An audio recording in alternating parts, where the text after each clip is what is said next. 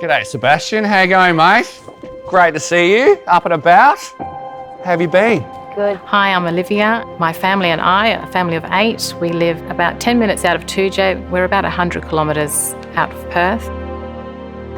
We just had a tragic accident happen to our family, but we had an amazing rescue with the RAC choppers when we needed them. Sebastian is our 3rd child and he turned 10 the day before the accident.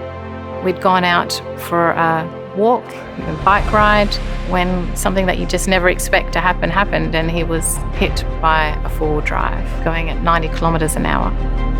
He was unconscious, there was no response, and I could tell that he'd had some kind of a chest injury because his breathing was deteriorating as I was with him.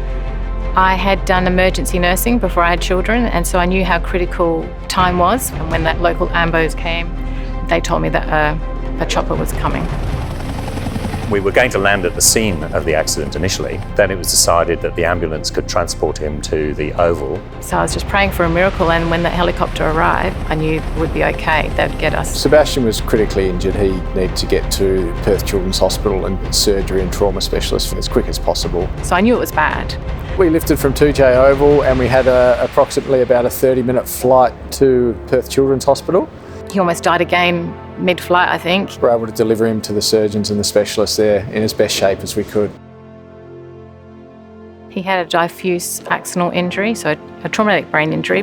His lung had torn and ruptured, just multiple lacerations, abrasions, and had fractures all in his neck and down his spine as well. It's been a year-long recovery so far, and he's literally had to learn to do everything again. Learn to hold his head up, learn to crawl, learn to walk, talk again. He's got to still do a lot of rehabilitation.